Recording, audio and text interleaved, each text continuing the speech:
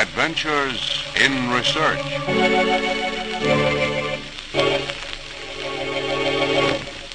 I see where some folks are worried about America's supply of oil.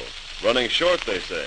Yeah, but did you see where they found a new supply in mountains of shale? We won't go short. Don't worry.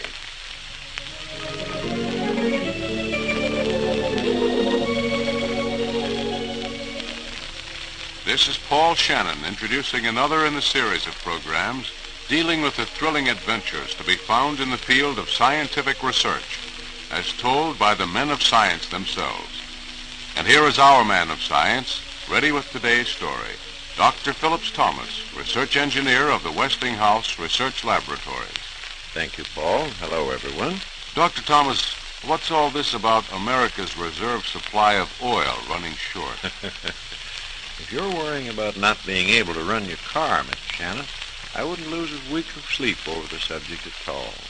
Our story today concerns the oil situation on a big national scale.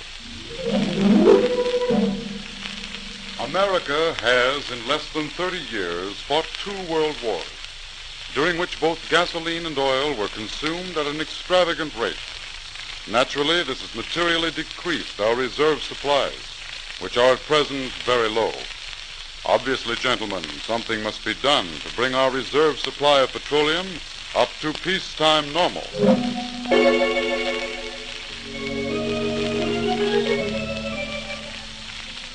That's the situation in a nutshell. But now I'd like to go back a number of years to the wastelands of western Colorado, where a camper is trying to get a campfire started.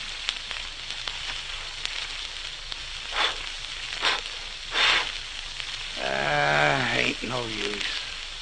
Hey, Hank! Hank! Yeah? What you want, Sam? Come over here and see if you can get this flame fire going. I've fooled around with it long enough. Seems like this country's run plumb out of wood. Having trouble again, Sam? Try your hand at lighting this fire, Hank, or we ain't gonna have no supper. Leastwise, no hot supper. Yeah, trouble is we got no wood except this little bit here. That ain't enough to get a fire going right. Well, I'll try.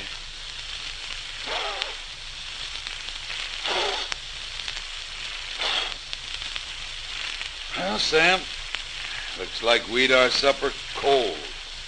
Oh, fix that fire. Stand aside, Hank. I'm gonna throw this rock in there and fix it right. Sam! Sam, look! That stone you threw into the fire. It's burning. Well, I'll be horned swoggled if it ain't. What do you make of it, Hank? I don't know, Sam. But I do know that it's the best and hottest campfire I ever saw in these parts. Sure is. Come on, let's pile some more of them on. Get supper going. Fire like that'll cook beans in no time at all. Now, go easy on the stones, though, Sam. Might be it was just that one that burns. No, sir. Every one of them stones is burning away like crazy. Wait till we tell some of the boys around here about this. They'll never believe it. You can bet your boots on that. I wouldn't myself if I hadn't seen it with my own eyes. No, me neither. And these burning rocks have been here all the time, and we never knew it.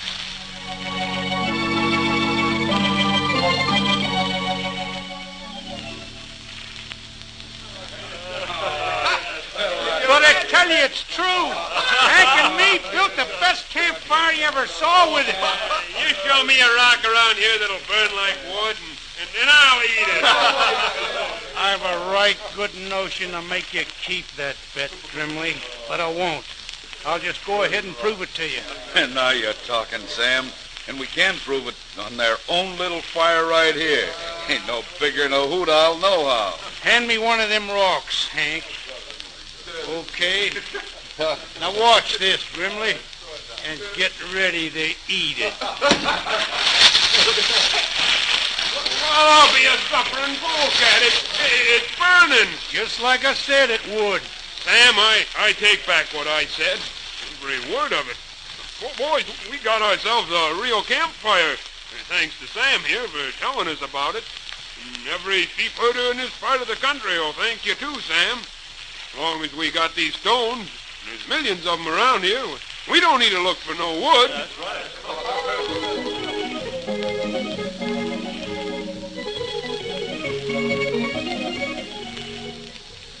The news about the burning stones spread rapidly, and throughout the wastelands of Colorado, Utah, and Wyoming, campfires burned briskly as sheep herders tended their flocks at night. And naturally, the story spread to officials of the government, who made a survey and obtained a report. And so I investigated the situation throughout the entire area. The burning rocks turned out to be oil shale, gentlemen. The mountains in Colorado, Utah, and Wyoming are full of it. Oil shale. And big deposits, you say? That whole section of the country is loaded with oil shale deposits. Well, then we'd better chart them on our maps here at the Bureau of Mines, so we know where they are. But the question is, what good are those oil shale deposits? Oil shale can be processed into gasoline and lubricating oil, you know. In fact, shale oil has been recognized as an industry over in France since the early 1800s. That's right. And back in 1850, Dr. James Young got a patent on a process for distilling paraffin oil from bituminous coal. And that worked right up to the time petroleum was discovered in this country. Well, if you want to go that far back, shale oil has been an industry in Scotland since around 1862. But I still repeat, what good are these shale oil deposits to us? We don't need the shale oil. We've got large reserves of natural petroleum, which is cheaper and better. Well, shall we just forget about it then? Just chart the shale oil deposits on our maps and let it go at that for the time being.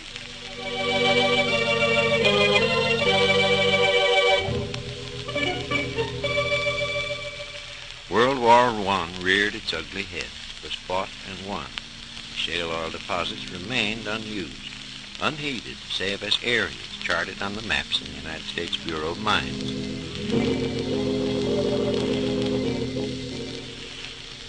World War II, fought across the world, ended victoriously for the Allies. And looking back at the tremendous inroads made by war's demands upon the country's reserve petroleum supplies, we took stock of our oil situation. In the United States, a total of 13,400 wildcat wells were drilled, more than in any like period in pre-war history. 5,800,000,000 barrels of crude oil were produced domestically. Another 750 million barrels came from United States properties abroad. The two big-inch pipelines, emergency war carriers, built from inland Texas oil fields and refineries to the Atlantic coast, delivered a total of more than 368 million barrels of petroleum and refined products.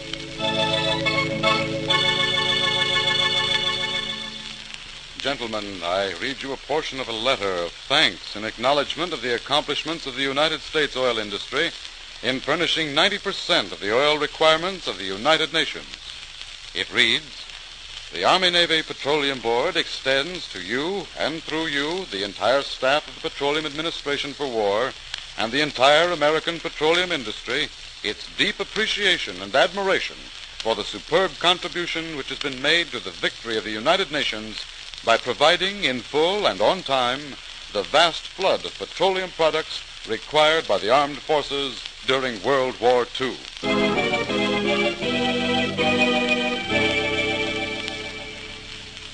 Our reserve supplies of natural petroleum have been seriously depleted by the terrific demands made upon them during the war years. We've had an opportunity to investigate from what sources the Germans and the Japanese obtained their oil supplies during the war, and much of it was from shale. And we've got an endless supply of shale oil here in America. True. And these deposits have been charted for many years. While it's true that we have enough petroleum still underground to last for many years, it would be wise for us to look ahead to the future years and have on hand an extra source of supply. What about the shale oil deposits? They could be used. That's exactly what I had in mind, shale oil. I'd like to have an investigation conducted and a report made on the supplies we can expect from these shale deposits.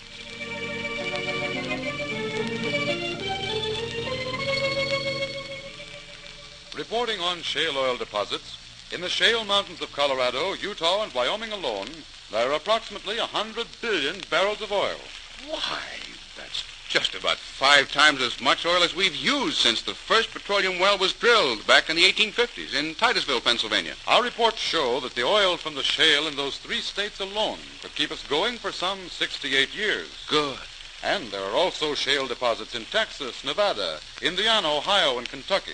We're in good shape then. And when all those oil shale deposits are finished, we could make more oil by the hydrogenation of coal, enough to keep us going for 400 or 500 years. Gentlemen, I suggest we start building a plant to augment our reserve petroleum supplies and build it right away. A good idea. And we don't have to start from scratch either. We have all the data on both the German and Japanese methods. Yes. Now the idea is to go on from there and improve on it.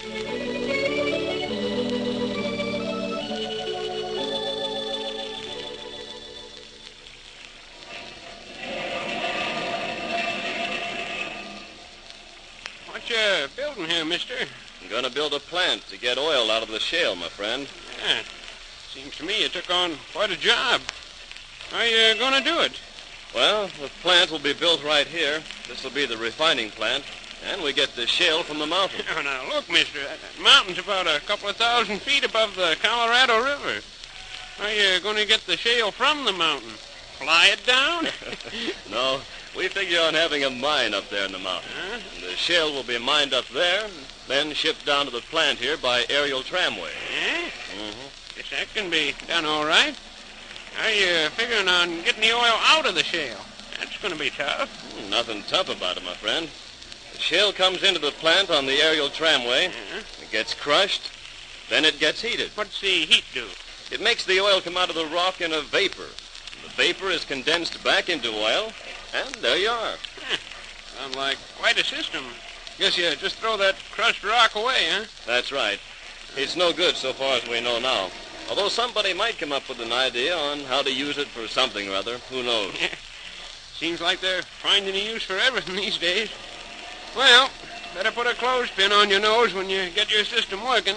A clothespin? Why? What's that for? Well, maybe you ain't been around shale oil much. Kind of hard on the nose till you get used to it. You mean it has an odor? Odor, nothing. It just plain smells, mister. Smells bad. Well, so long. Good luck.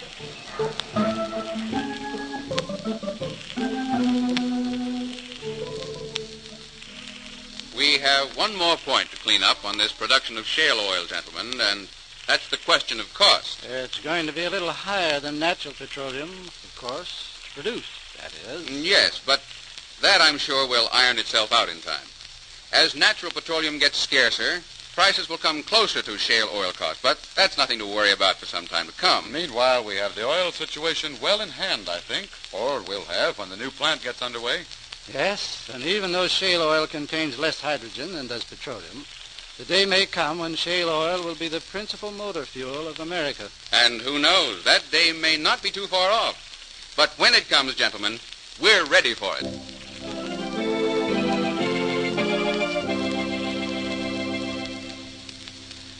And so you see, Mr. Shannon, there are men of science who are always thinking ahead, planning for the future.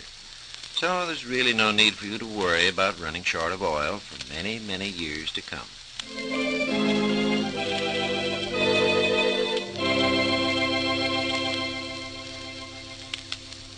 The story of how America plans to get oil from shale was told by Dr. Phillips Thomas, research engineer of the Westinghouse Research Laboratories.